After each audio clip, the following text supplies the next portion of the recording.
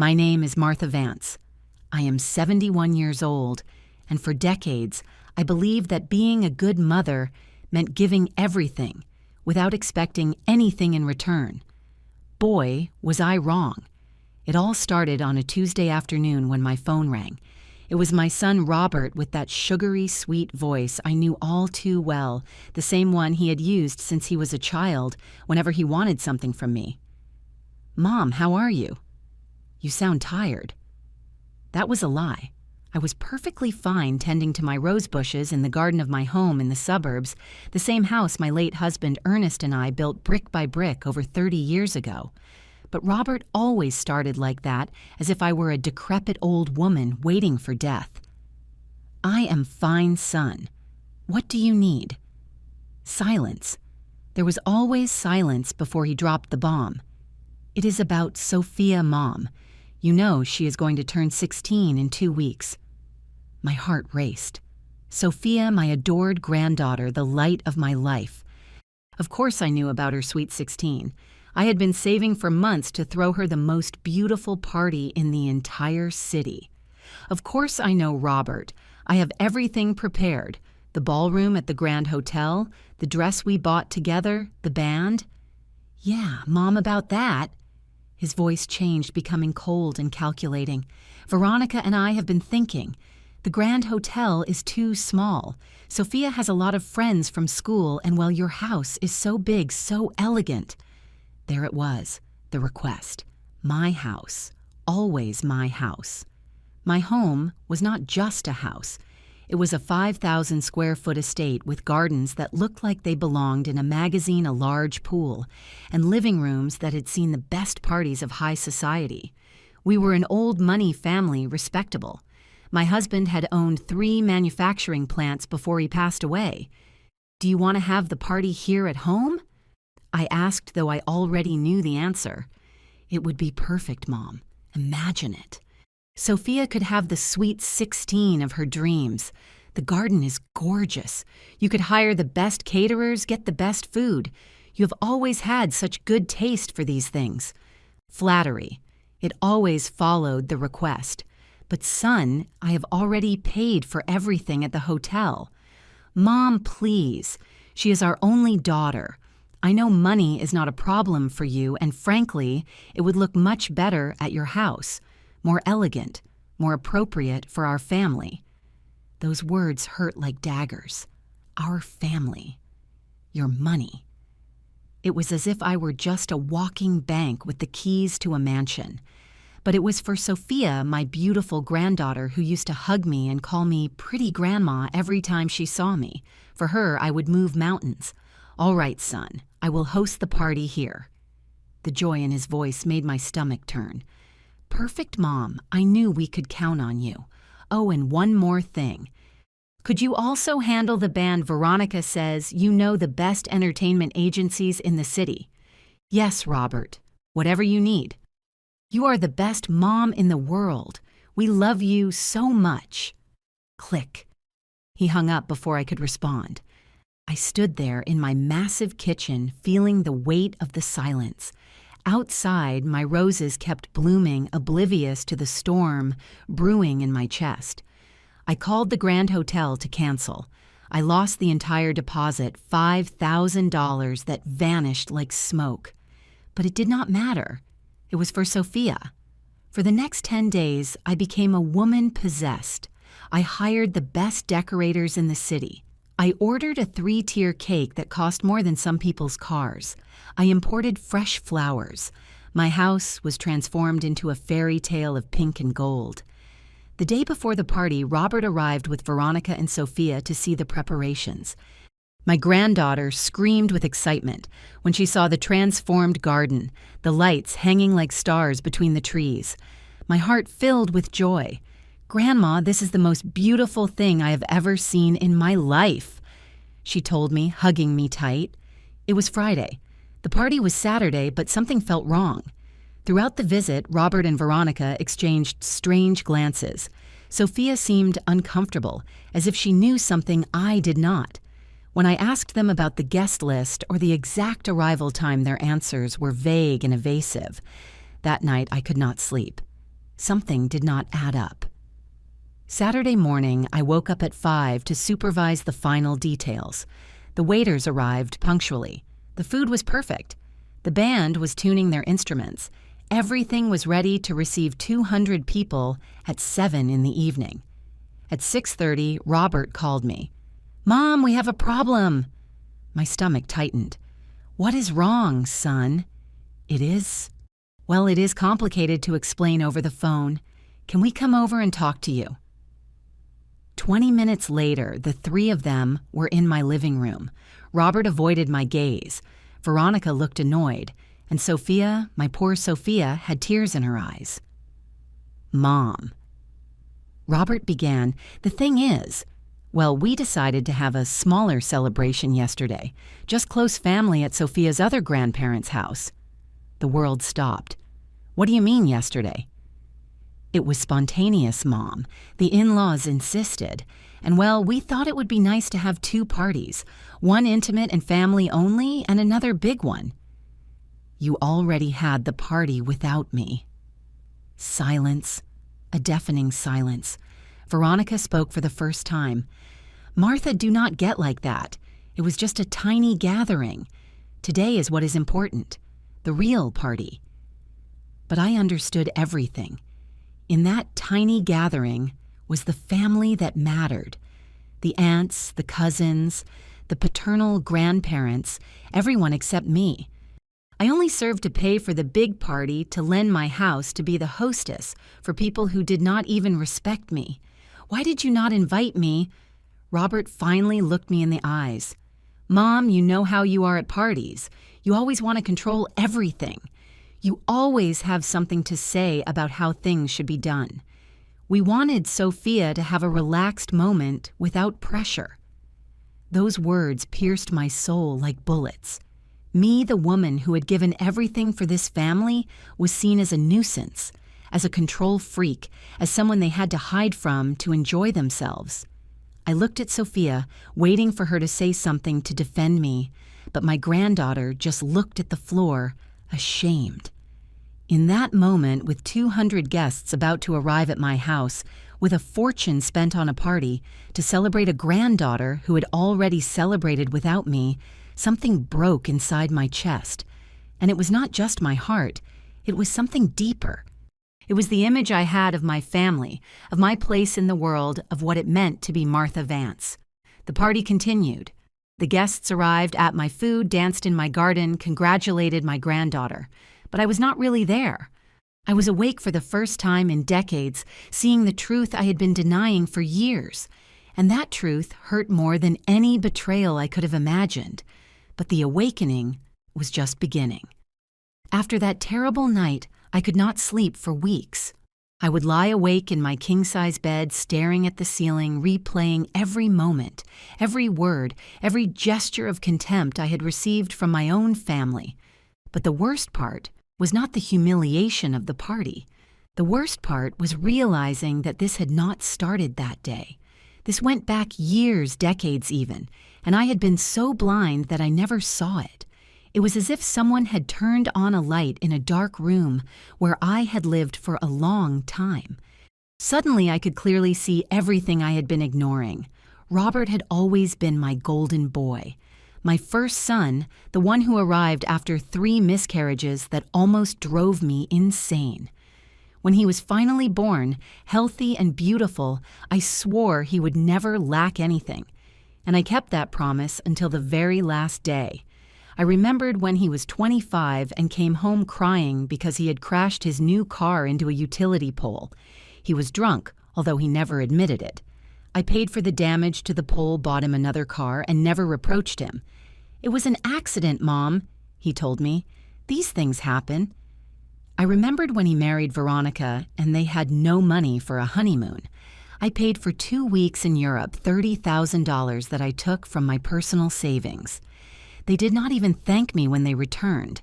They only brought me a cheap keychain from the airport. I remembered when they bought their first house.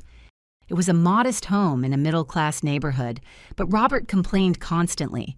"Mom, my friends have bigger houses.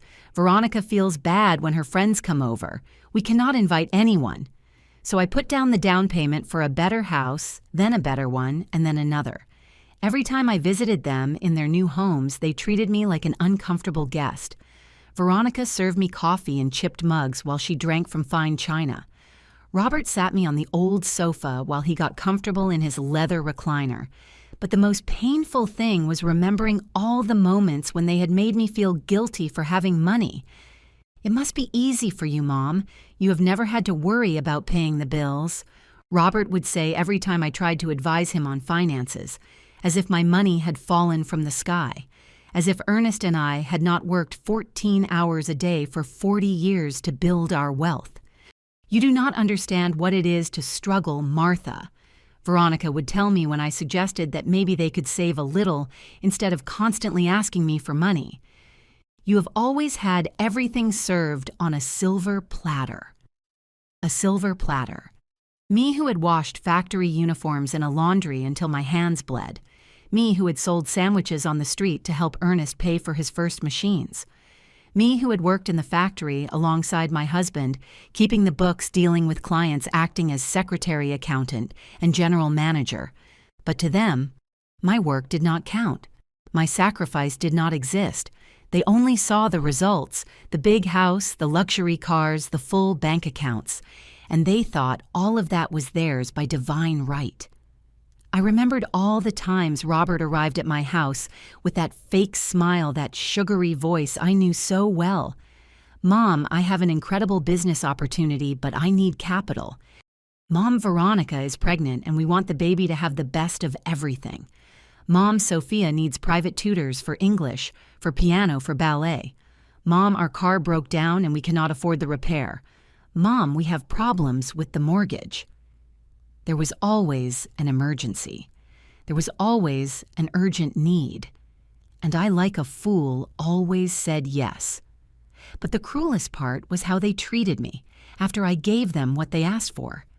There was no genuine gratitude, no real affection.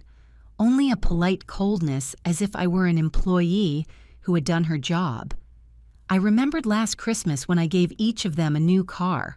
Robert complained because his was blue and he preferred black. Veronica said hers was fine, but that she'd seen a better one at the dealership. Sophia, my adored granddaughter, did not even get out of her old car to see the gift. She was too busy texting on her phone. "Are you not going to say anything?" I asked them, feeling a tightness in my chest.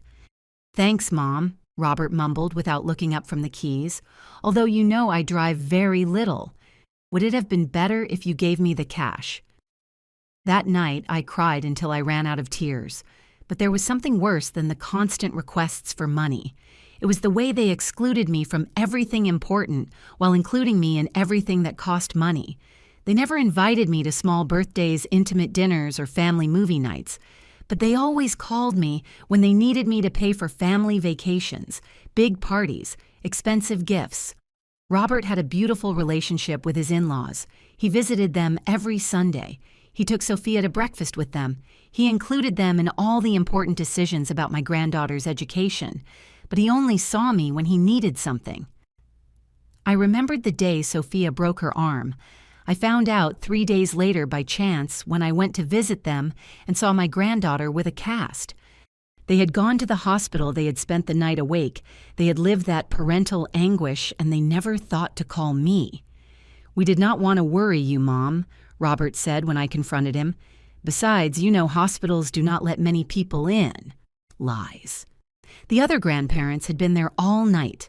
I was Grandma ATM, the wallet grandma, the one who paid for everything and found out about everything after it had already happened. And the saddest part was that I had allowed this to happen. More than allowed it, I had fed it. Every time Robert asked me for money and I gave it to him without conditions, I was teaching him that I did not deserve respect, that I only served to pay bills. Every time they treated me poorly and I stayed silent to avoid conflict, I was giving them permission to treat me worse the next time. Every time I pretended everything was fine when it clearly was not, I was betraying myself. Sitting in my kitchen that early morning 3 weeks after the Sweet 16, I made a mental list of all the money I had given them in the last 5 years. The figure took my breath away. More than $250,000. $250,000 for which I had never received even a spontaneous thank you call.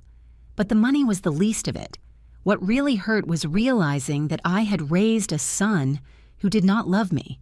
I had raised a man who saw his mother as a resource, not as a person.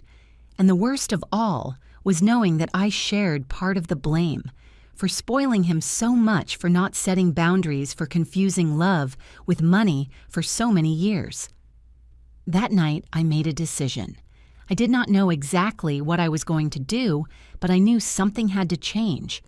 I could not continue being the wallet grandma, the convenient mother, the invisible woman who only existed when they needed something. Martha Vance deserved more than that. And for the first time in decades, I was willing to fight for what I deserved, even if it meant fighting with the people I loved most in the world. What I did not know was that very soon I would have the perfect opportunity to test that new determination. Scarcely 2 months had passed since the humiliation of the Sweet 16 when Robert appeared at my door on a Wednesday morning. He had not called beforehand. He had not asked if it was a good time. He simply arrived as he always did when he needed something urgent. I saw him through my living room window, standing on the porch with that posture I knew very well.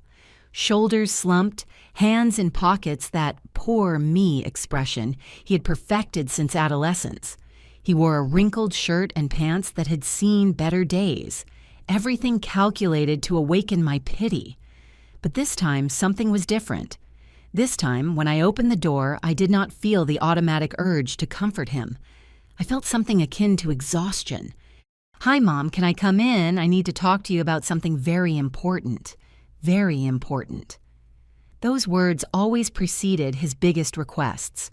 I let him in and took him to the kitchen where I put water on for coffee. For 30 years, this had been our routine. He arrived distressed. I made coffee. He told me his problems. I took out the checkbook. It was a dance we had repeated hundreds of times. But while I served the coffee in the porcelain cups I had inherited from my mother, I realized my hands were not shaking like before. I did not feel that desperate anxiety to immediately fix whatever problem he had. "Mom, I am in a very difficult situation." He began stirring his coffee with more force than necessary. "And I know I can count on you because you have always been there for me." There was the emotional manipulation, the reminder that I was a good mother because I always yielded to his demands. What happened now, Robert? "It is a unique opportunity, Mom. An opportunity that can change our lives forever." His eyes shone with that fake intensity he used when he was lying. "A friend of mine, Jason. Do you remember Jason?" "We were classmates in college." I did not remember any Jason, but I nodded. "Well, Jason has contacts in the government. He says there is a huge construction project that is going to start next year. Luxury condos, shopping malls, offices. It is going to be the biggest real estate development in the city." I sipped my coffee slowly, watching how he got excited telling his story. It was like watching an actor playing a role he had rehearsed many times. And the best part of all, Mom, is that Jason can get us the concession to be exclusive material suppliers, cement, steel, everything. But he needs capitalist partners, people with liquid cash to invest from the start. Here came the hook. "How much money, Robert?" $200,000, Mom. I know it sounds like a lot, but think about it. In 2 years, that investment can turn into $1 million, maybe more. We could buy a bigger house for Sophia, send her to study abroad, secure her future. $200,000. A fortune that he was asking for as if it were lunch money. "Robert, have you seen any document for this project? Any contract? Any blueprints?" His expression changed slightly. "Mom, these businesses do not work like that. In the beginning, everything is verbal based on trust. Jason is giving me this opportunity because we are lifelong friends, but he needs a quick answer. Other investors are also interested." The time pressure. Another trick I knew very well. "Son, I do not understand construction or government contracts. Would it not be better if we consulted a lawyer or—" "Mom." He interrupted me with that irritation that appeared whenever I questioned his plans. "This is why opportunities slip away from me. This is why I am always struggling. When something good appears, you always want to complicate everything with lawyers and paperwork." He got up from the table and began to pace around my kitchen like a caged lion. "Look, Mom, I know for you money is not a problem. You have millions sitting in the bank properties investments, but we do not have that luck. Veronica and I live paycheck to paycheck. Sophia is growing up and needs things we cannot give her." Lies. I had just paid for a vacation in Cancun, a new car for Veronica and Sophia's tuition at the most expensive private school in the city. "Robert, I do not have millions sitting in the bank. I have savings, yes, but I also have expenses, responsibilities." "Expenses? What expenses? Can you have Mom? You live alone in this huge house. You do not work. You do not have to support anyone else." Those words hurt like stab wounds, as if I were nobody, as if my life had no value, as if I existed solely to solve his financial problems. "I have medical expenses, Robert. Maintenance on the house, employees' property taxes. Those are crumbs compared to what you have. Mom, please do not make me beg. I am your son, your only son. Everything you have is going to be mine someday. Right. I'm just asking you to help me now when I really need it." There was the raw truth. He already considered my money to be his. I was just a temporary administrator of what he believed belonged to him by right. Before I could respond, Veronica arrived.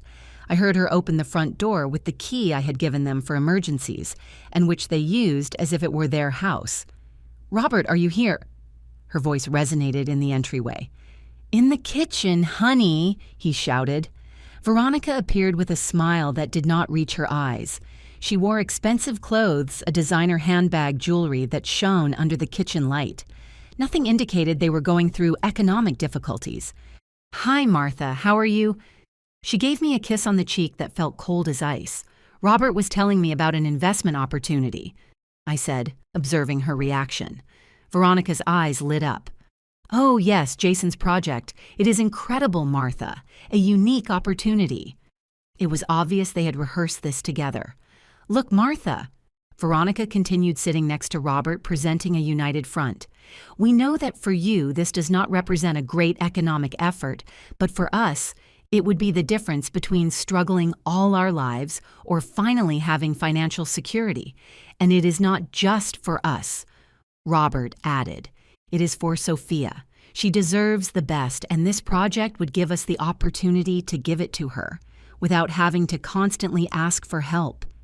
Without having to constantly ask for help. As if that were something that bothered them. "Besides," said Veronica, playing with her diamond ring, "we have been thinking about the future." "About your future, Martha." I tensed up. Something in her tone put me on alert. My future. "Well, yes. You are not going to live forever, and when the inevitable happens, your entire inheritance goes to Robert and then to Sophia, right?" My heart began to beat faster. "Veronica, No, let me finish. What Robert and I think is that maybe you should consider making some changes to your will to ensure Sophia is completely protected." Robert looked at her with something resembling panic. Clearly this part was not in the script they had prepared. "What kind of changes?" I asked, although I already feared the answer. "Well, for example, you could put the house directly in Sophia's name, and maybe divide your bank accounts between Robert and her, 50-50. That way, if something happens to you, there would be no legal complications or excessive taxes." "Veronica, I have not spoken about dying tomorrow," I said, feeling rage growing inside my chest. "Of course not, Martha, but one has to be practical. Besides, if you make these changes now, you could live with the peace of mind of knowing your family is protected." Robert cleared his throat uncomfortably. "Mom, Veronica did not mean—" "Of course I meant it," she interrupted him. "Martha, you are an intelligent woman. You know these things need to be planned. And frankly, after what happened to Mrs. Carmen had been my neighbor for 20 years. She had died last month, and her children had fought over the inheritance like vultures. I do not want that to happen to our family, Veronica continued. That is why I think the best thing would be for us to go to the notary tomorrow and arrange all this so you have peace of mind. The room fell silent. Robert looked at his coffee as if it were the most interesting thing in the world. Veronica watched me with an expectant smile, waiting for me to agree to sign away my life. And I, Martha Vance, 71 years old, widow, mother, and grandmother, realized I was looking at two strangers, two people who had come to my house not to visit me, not to spend time with me, but to calculate how much they could extract from me before I died. I need to think about it, I murmured. Think about what Mom, said Robert with a new urgency in his voice. These are obvious, logical decisions. Besides, added Veronica, while you think about it, you could give Robert the money for the project. It is a safe investment, and in the meantime, we could start organizing ourselves to go to the notary. It was a plan they had been developing for weeks, maybe months. Get all the liquid cash out of me that they could now and secure the rest with changes to the will. For the first time in my life, I felt real fear of my own family. I need time to think, I repeated more firmly. Veronica's smile hardened. Martha, there is not much to think about. Either you trust your family or you do not. It is that simple, Mom, added Robert. Either you are with us or you are against us. That threat hung in the air like toxic smoke. And in that moment, sitting in my own kitchen, blackmailed by my son and daughter-in-law, subtly threatened with losing contact with my granddaughter, if I did not yield to their demands, Martha Vance made a decision. I did not know exactly what I was going to do, but I knew I was not going to allow them to treat me like a senile old woman they could manipulate and rob.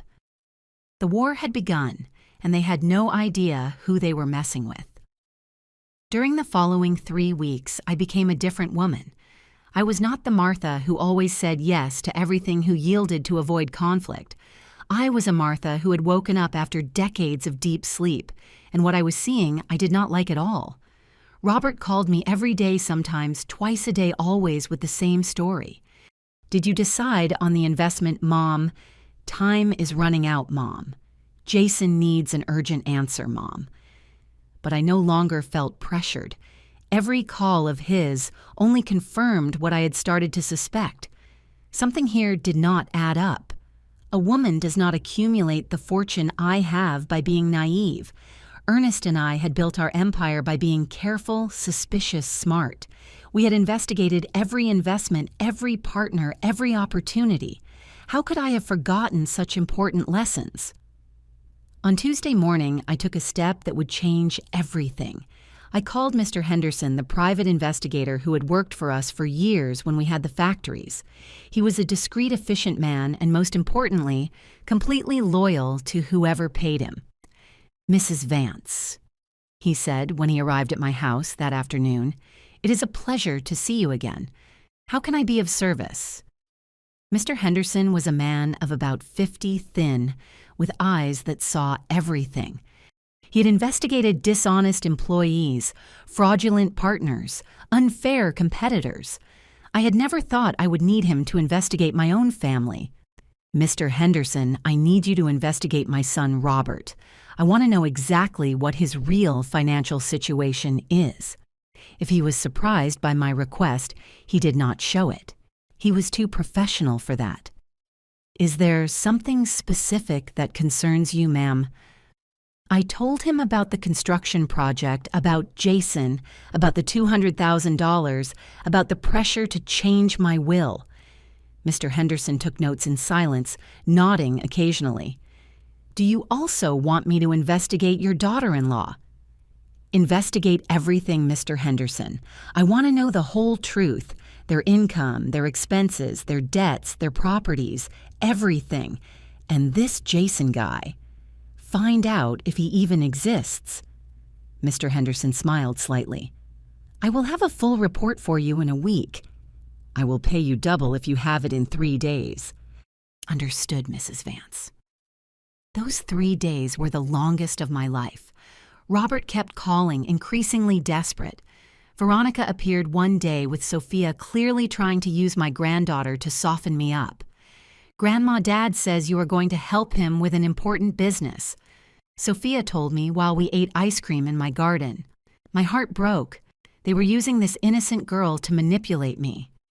"Your dad has many plans, sweetheart," I told her, without committing to anything. "Mom says that if the business goes well, they could buy me a car for when I turn 16. Of course. They had already spent the money I had not even given them. On Friday afternoon, Mr. Henderson returned with a thick folder full of documents, photographs, and reports. His expression was serious, almost somber. "Mrs. Vance, what I'm about to show you is not going to be easy to hear." I poured myself a stiff drink. I had a feeling I was going to need it. "Robert and Veronica are not in financial difficulties." Mr. Henderson began opening the folder. "In fact, they are better off economically than you imagine." He showed me photographs of a beautiful house in an exclusive area of the city that I had never seen. "This is their real house. They bought it 6 months ago with a down payment of $50,000. "What? But what about the house where I visit them?" "That house belongs to Veronica's sister. Robert and Veronica use it as a facade when you visit them or when they need to simulate that they have economic problems." I felt as if I had been punched in the stomach. "Look at these photographs." Mr. Henderson continued showing me images of Robert in an expensive restaurant toasting with a bottle of wine that cost more than many people's monthly salary. These were taken last week. And Veronica. Veronica has a private social media account where she posts her luxury purchases. Handbags worth $1,000. Shoes worth $1,500 jewelry. He showed me screenshots that left me speechless. But where do they get the money? Robert has 3 sources of income that you do not know about. First, he is a partner in an advertising agency that generates approximately $8,000 a month for him. Second, he has real estate investments that give him rents for another $5,000 a month. And third, Mr. Henderson paused dramatically. He has a bank account in another state with approximately $200,000 money he has been saving from everything you have given him over the last few years. The world came crashing down on me. Robert not only did not need my money, but he had been lying blatantly for years. He had created a complete double life, a facade of poverty to keep extracting money from his mother while living like a millionaire in secret. And this so-called Jack, he does not exist, ma'am. There is no construction project. It is a completely fabricated story.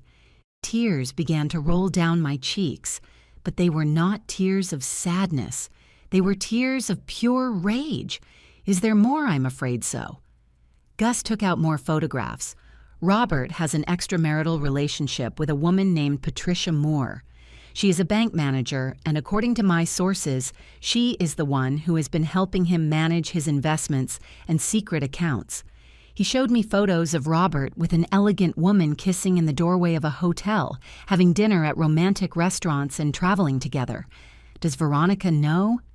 Not only does she know, but she allows it. Apparently, she also has her own romantic interests. It seems to be a marriage of mutual convenience. They stay together for the social image and for the continuous access to your money. It was too much. My son was not only a liar and a scam artist, but also an adulterer. And my daughter-in-law was an accomplice to everything. And Sophia, does my granddaughter know anything about this? The girl lives mainly at the lake house with them.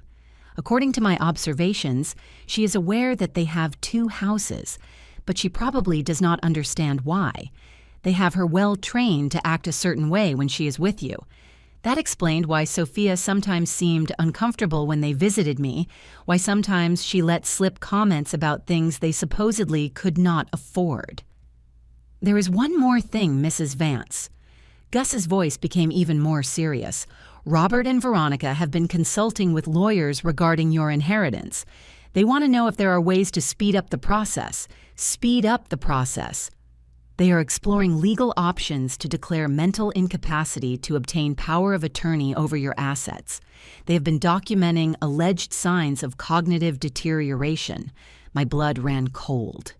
They did not just want to rob me while I was alive. They were planning to take away my autonomy, declare me incompetent, and turn me into a prisoner in my own home. Do you have evidence of this? Recordings of phone conversations, emails with lawyers, documents they have been preparing, everything is right here. Gus placed a recorder on my dining table. This conversation is from 3 days ago, Robert talking to Veronica. He pressed play. My son's voice filled my living room. My mom is acting stranger every day, Vero. The other day, it took her 5 minutes to find her keys, and yesterday she forgot that she had already watered the plants. Perfect, Veronica replied. The lawyer says we need to document these episodes. If we can prove that she is losing her memory, we can get a judge to give us legal custody. And if she resists, the lawyer says there are very good nursing homes where she can be comfortable while we handle her affairs. A nursing home. They wanted to lock me up in a home for the elderly so they could steal my fortune freely. Once we have the power of attorney, Robert continued, we will be able to sell the house, liquidate the investments, and transfer everything to our accounts. She is going to be better cared for in an institution, and we will be able to give Sophia the life she deserves. How long do you think it will take? The lawyer says 6 months.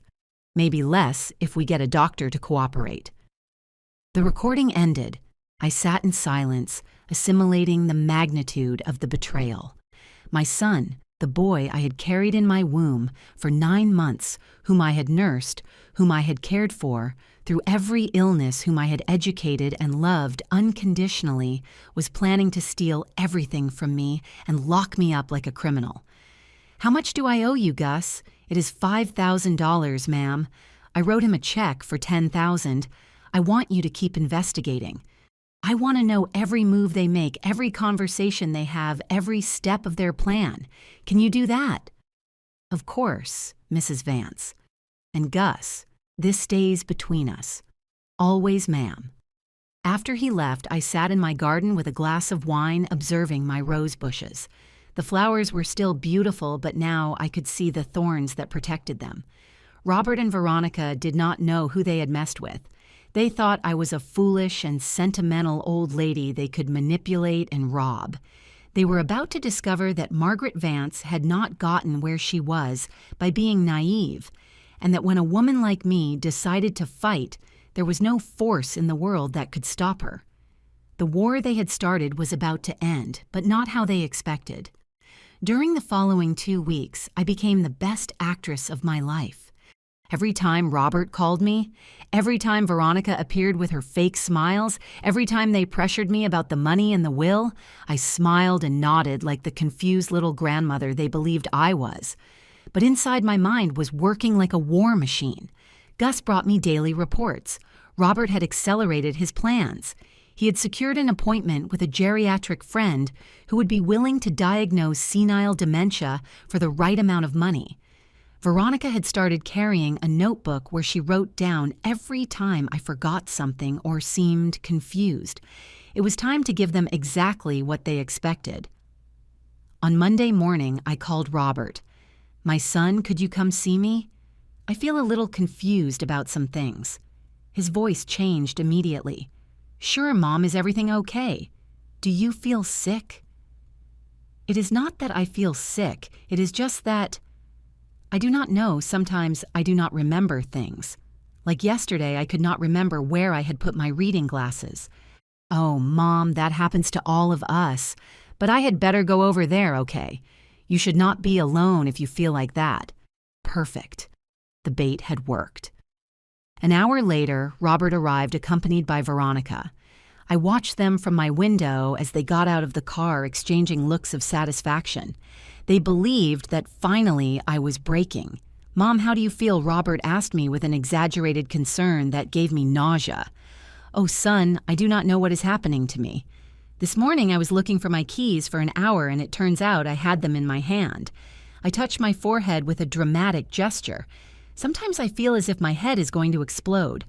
I saw how Veronica sneakily took out her notebook and wrote something down.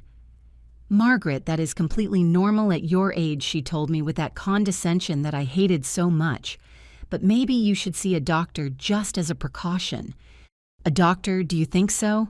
Of course, Mom, just so he can check you to be sure that everything is okay, Robert added. And if it turns out I have something bad, what if I can no longer take care of myself alone? The eyes of both of them lit up like those of two sharks smelling blood. Mom, if something like that were to happen, we would be here to take care of you, Robert assured me. You would never be alone. Exactly, Margaret. Family is the most important thing. We would take charge of everything Veronica added. Of everything. Of everything Robert confirmed. Of your medicines, of your medical appointments, of paying the bills, of handling your money. Everything you need. But what if I cannot make decisions? What if I get very bad? Well, in that case, we would have to talk to lawyers, said Veronica, trying to sound casual.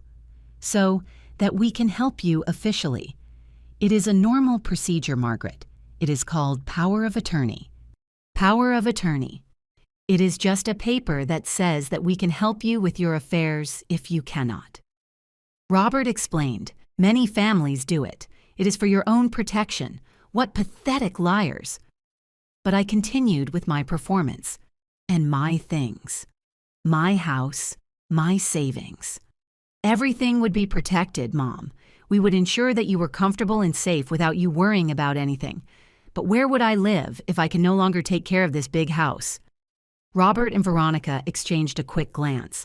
Well, Mom, there are very nice places where older people can live with professional care, like luxury hotels but with nurses, nursing homes. They wanted to put me in a nursing home. Do you guys think that is necessary? Only if you wanted it. Margaret Veronica lied. But you would be much calmer knowing that you have help 24 hours a day. And Sophia, could my granddaughter visit me?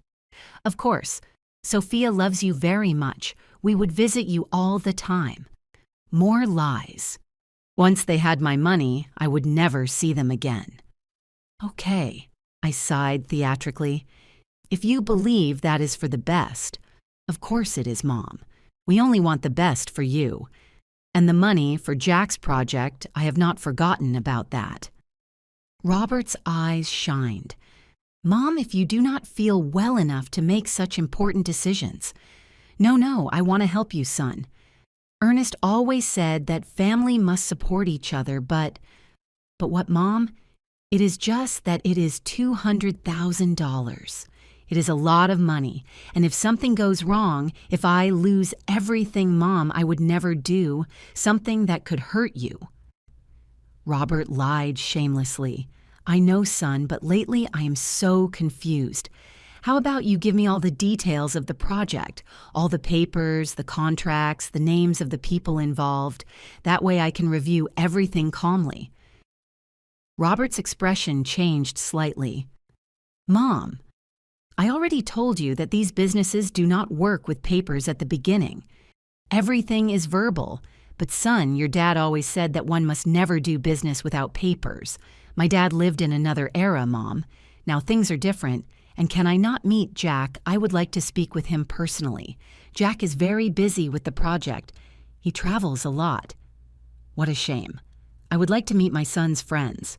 Veronica intervened. Margaret, I think you are complicating things too much. Robert has known these people for years. If he says it is safe, it is safe. You are right, Veronica. It is just that at my age, I no longer trust my judgment so much. That is why we are here, Mom, to help you make the right decisions. Perfect. They themselves were confirming that they wanted to control my decisions. You know what, I think you are right. Maybe I should go to that doctor, and maybe I should sign those power of attorney papers. That way, you could help me better. Robert could almost not hide his excitement. Seriously, Mom, do you think it is a good idea? Yes, my son. You guys know more than me about these modern things and the money for the investment. If you believe it is a good idea, I trust you." Veronica and Robert looked at each other with poorly disguised triumph. "Perfect, Margaret. I can get an appointment with a very good doctor for next week," said Veronica. "And the legal papers. Also, Mom. I know an excellent lawyer who can help us with all that Robert added. How fast can we do all this? It is just that lately I feel so tired, so confused. Do not worry, Mom. In 2 weeks maximum we can have everything arranged. And afterwards I will no longer have to worry about anything, about nothing, Margaret. We will take care of everything," Veronica assured me with a smile that gave me chills. After they left, I called Gus. "Did you record everything, every word, Mrs. Vance? I have enough evidence to sink them legally. Perfect. Now I need you to do something else. I need you to investigate nursing homes in the area, the most expensive ones, the most exclusive ones. For you, no Gus. For them." During the following week, I acted like the perfect victim. I called Robert several times, confused about simple things. I told Veronica that I had forgotten to turn off the gas, that I did not remember if I had taken my medicines, that sometimes I did not recognize my own house. They documented every episode with the dedication of scientists studying a new species. Meanwhile, I prepared my true plan. I contacted my personal lawyer, Mr. Morales, an honest man who had worked with Ernest and me for 20 years. I told him the whole situation and showed him the evidence that Gus had gathered. "Mrs. Vance, this is fraud, conspiracy, attempted theft. Could we put them in jail, not yet, counselor? First, I want them to learn a lesson they will never forget." "What do you have in mind?" "Something my late husband would have appreciated very much." The plan was simple but devastating. I was going to give them exactly what they wanted until the very last moment, and then I was going to take everything away from them in a way that was going to destroy them completely. Robert and Veronica believed they had won. They did not know that they had just walked straight into the most perfect trap of their lives, and the best part of all was that they themselves were going to be the architects of their own destruction. On Friday night, after 2 weeks of playing the role of the confused grandmother, I decided it was time for the grand finale. It was time to gather all my dear family for the show of their lives. I called Robert with a trembling voice, perfecting my performance down to the last detail. "Son, I have been thinking a lot about everything we have talked about the doctor, about the legal papers, about my future." "Yes, Mom." "How do you feel confused, son?" "Very confused, but also relieved.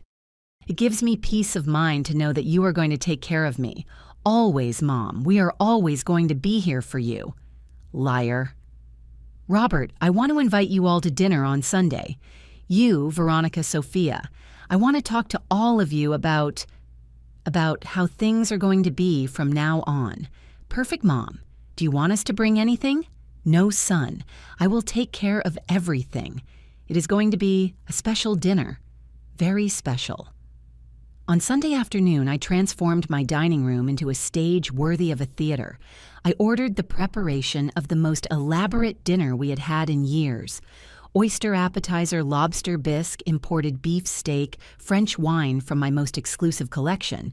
Everything served on my French porcelain dishware, the same one I had inherited from my grandmother. I also prepared something else.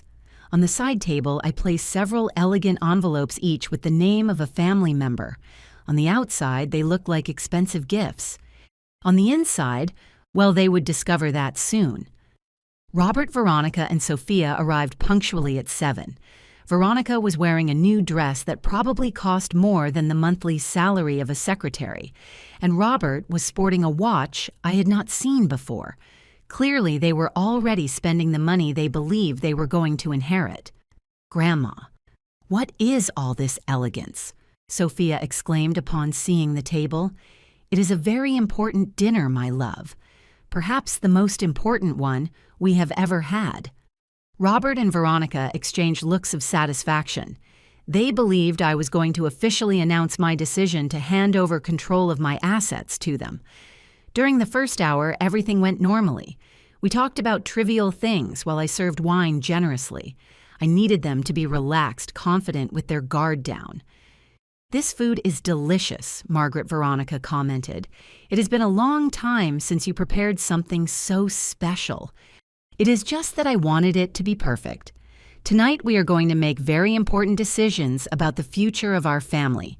Did you already decide about the doctor Mom Robert asked, trying to sound casual? Yes, my son, I already decided about many things." When we finished the main course, I stood up and took the envelopes from the side table. "Before dessert, I want to give each of you something very special." Everyone's eyes lit up, especially Veronica's, who was already extending her hand greedily.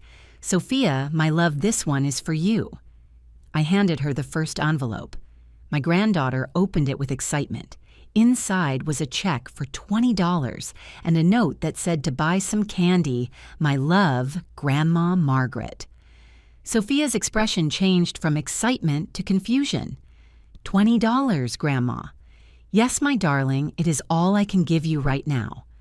Robert cleared his throat uncomfortably. "Mom, maybe Sophia could—" "Robert, this one is for you." I handed him his envelope before he could finish the sentence. Robert opened it with trembling hands. Inside was a check for $50 and a note for personal expenses. "With love, Mom." His face turned red. "Mom, what is this? I thought that—" "You thought what, son? Well, I thought we were going to talk about more important things. Veronica, this one is yours." I handed her the largest envelope. She practically snatched it from my hands. Inside was a voucher for a manicure session at a budget beauty salon and a note. "So that you look pretty, Margaret." The silence that followed was deafening. Margaret Veronica began with a controlled voice. "I think there is a confusion. Confusion about what? Well, we thought we were going to talk about the future, about your finances, about the legal arrangements." "Ah, yes, you are right." I sat down again and smiled sweetly. "I have very important news about that." Robert leaned forward, hopeful. "I have decided to donate all my money to charity." It was as if I had dropped a bomb in the middle of the dining room. Robert choked on his wine. Veronica dropped her fork, and Sophia looked at us all without understanding what was happening. "What did you say?" Mom Robert asked with a strangled voice. "I have decided to give all my money to the poor, to the orphans, to the homeless elderly, to the people who really need it." "Margaret, you cannot be serious," said Veronica with evident panic in her voice. "I am completely serious. Tomorrow morning I am going to go with Mr. Morales to sign all the necessary papers." "Mom, you cannot do that." Robert stood up from his chair. "That money belongs to the family. It is ours." There was the truth. Finally, it had come to light.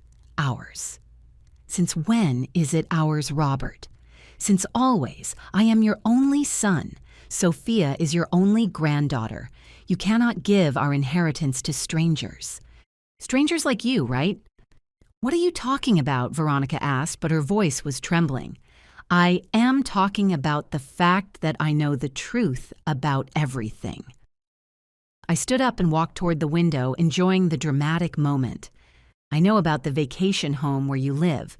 I know about the secret bank accounts. I know about the $200,000 that Robert has been saving.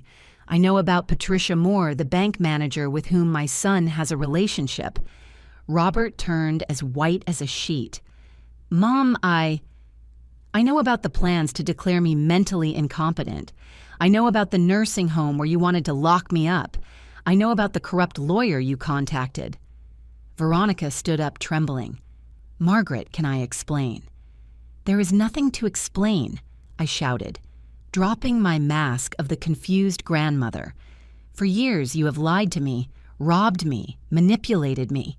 You have used my motherly love to turn me into your personal bank." "It is not true," Robert protested. "We love you. You are our family. You love me." "Really?" My voice resonated throughout the house. Did you love me when you planned to rob me down to the last dollar? Did you love me when you decided to lock me up in a nursing home? Did you love me when you celebrated Sophia's sweet 16 without me? Grandma, I did not know. Sophia began with tears in her eyes. You are not to blame, my love. You are a child, but your parents are two con artists who have been using you to manipulate your own grandmother. Robert tried to approach me. Mom, please, we can fix this. Can we talk? There is nothing to talk about. I stopped him with a hand. 30 years raising you. 30 years giving you everything. And this is how you repay me. The money I gave you was for real emergencies to help you when you needed it, not so you could live like a millionaire while lying to me about being broke. Mom, we can return the money, Robert stammered. What money?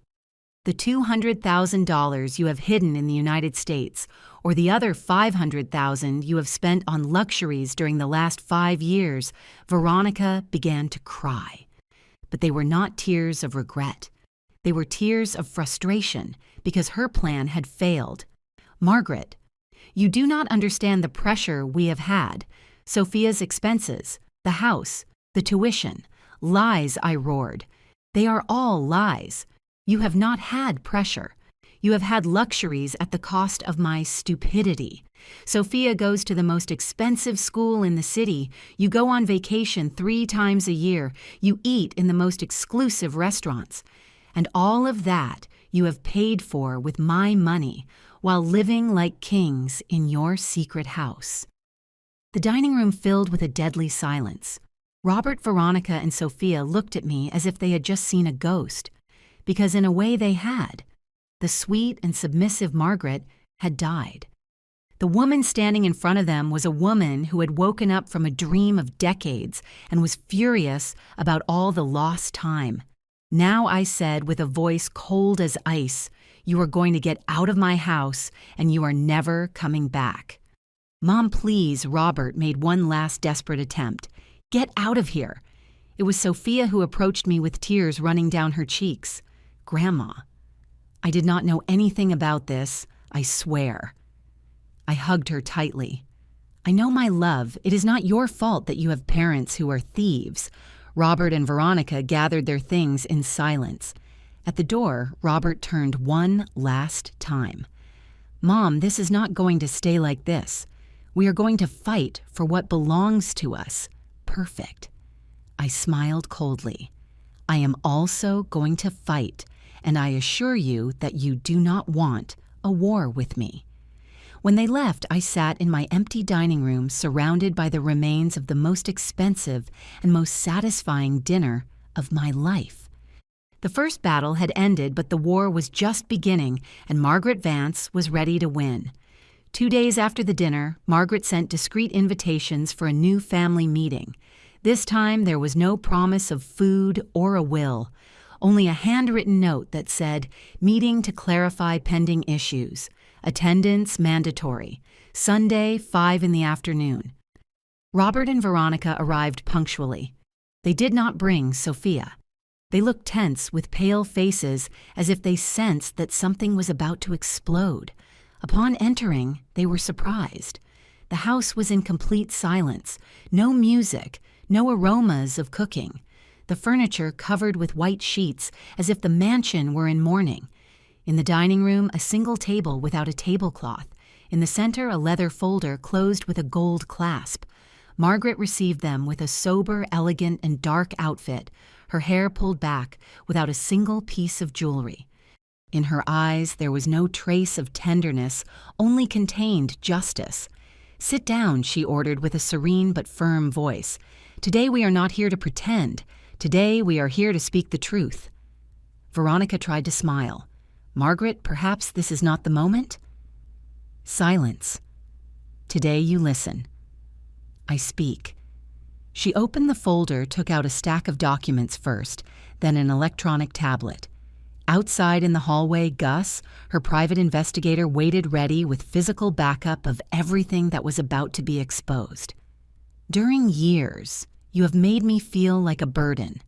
You have told me that I exaggerate, that I confuse things, that I am a paranoid old woman. You have made me doubt my memory, my intuition, my dignity.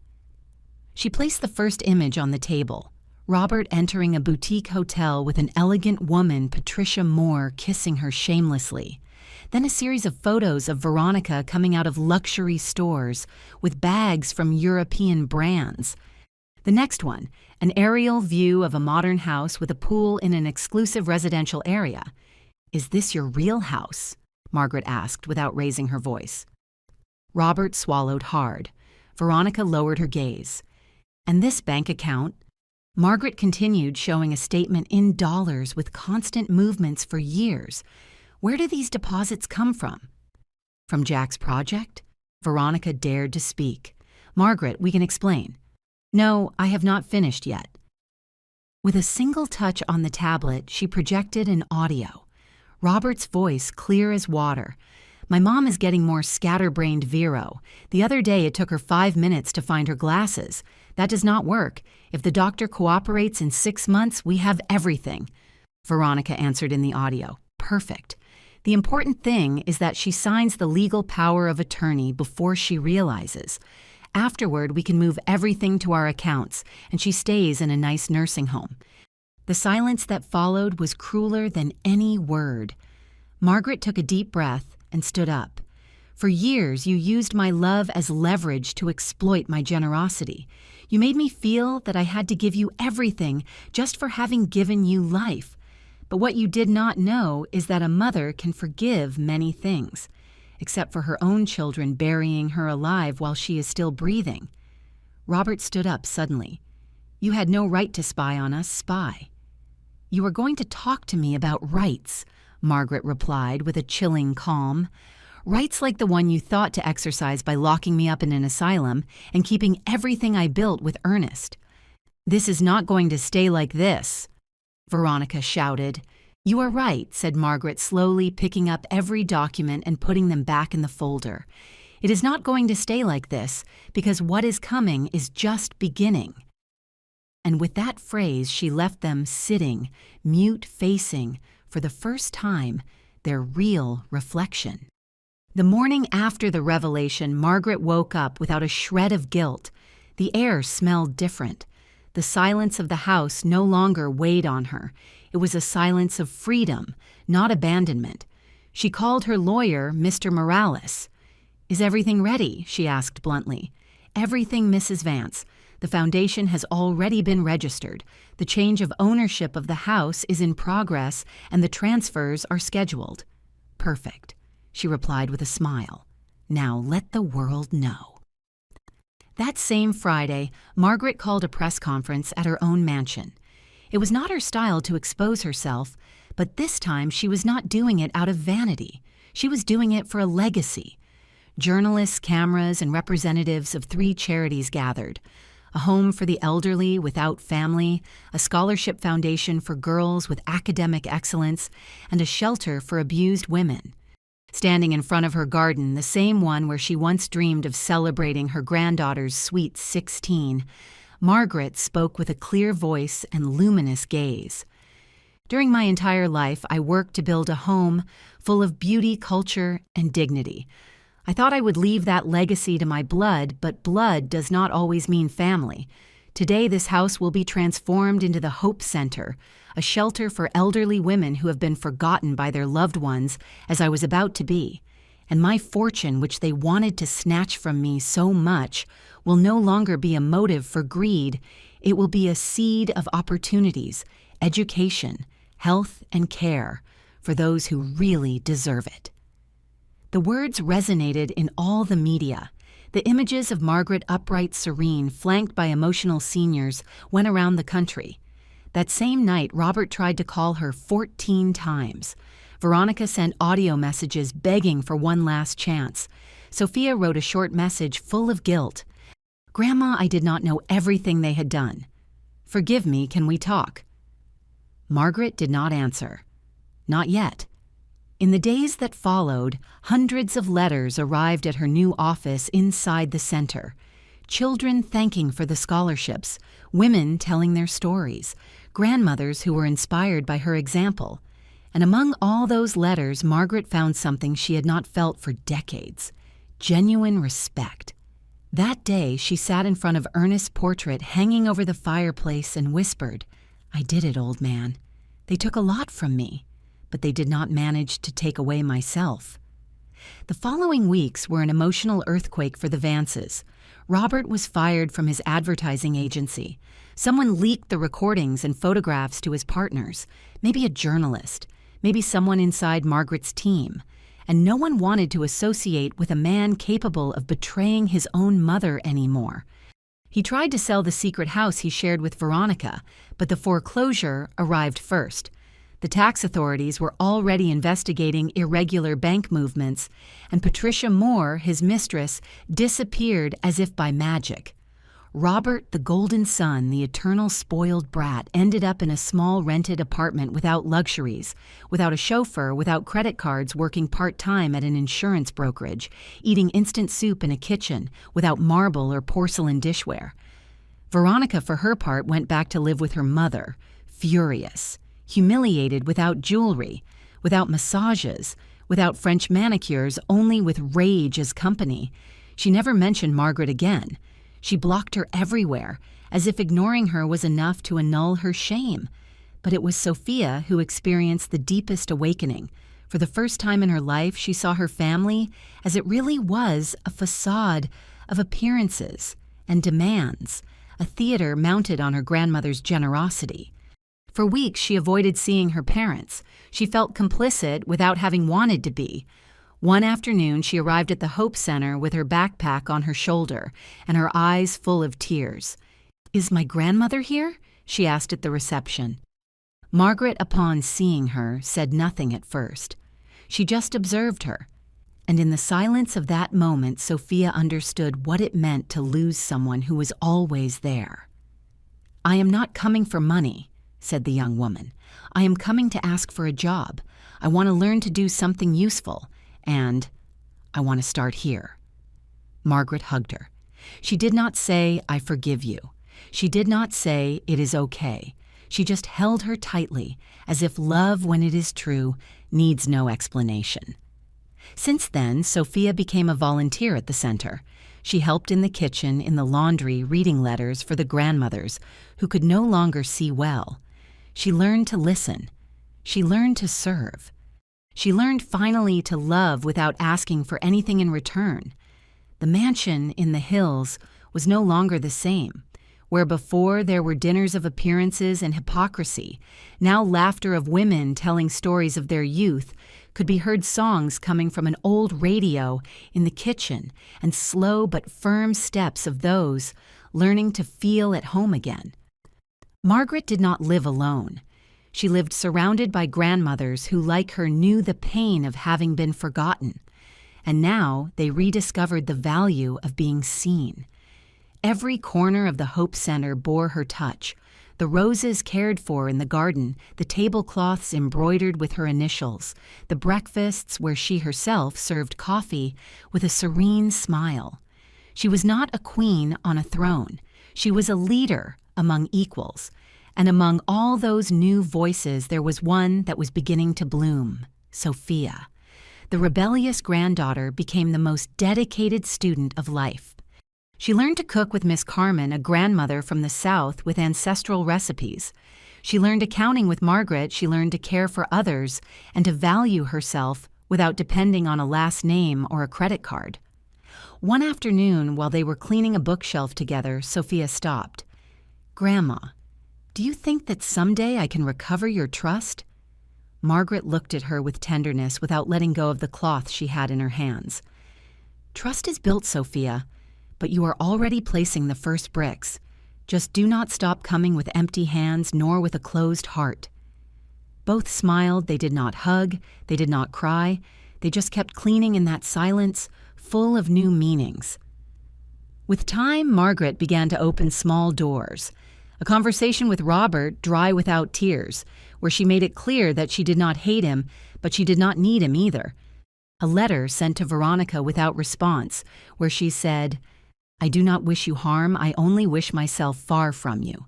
Little by little, she herself chose with whom to rebuild the word family, not out of obligation, but out of affinity, out of real love, out of reciprocity. And so, Margaret Vance found something that neither jewels nor cars nor elegant dinners had ever given her: peace. 6 months later, life had reordered itself, but not for everyone in the same direction. Robert lived now in a 2-bedroom apartment in a modest neighborhood. He had learned to make his own coffee, to wash his clothes, and to walk to work.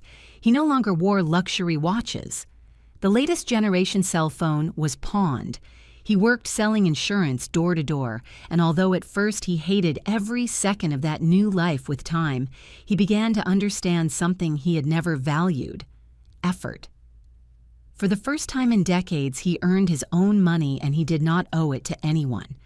Veronica, on the other hand, remained trapped in her bubble of resentment. She went back to live with her mother, but without humility.